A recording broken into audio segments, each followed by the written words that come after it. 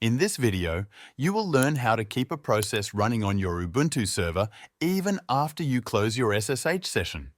Let's say you connect to a remote server using SSH and start a long-running process like a script or a backup. If you close the SSH window, the process stops. To prevent this, you can use a tool called nohup. First, SSH into your server as usual. Now, instead of just running your command like this, Python 3, my_script.py use nohup like this, nohup python 3, my_script.py, and this runs your script in the background.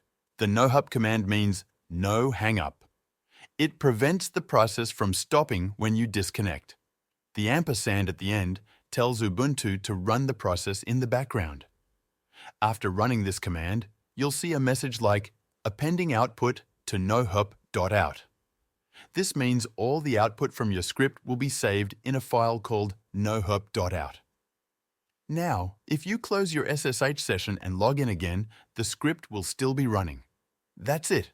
You now know how to keep your processes running on a remote Ubuntu server even after ending your SSH session. Thanks for watching.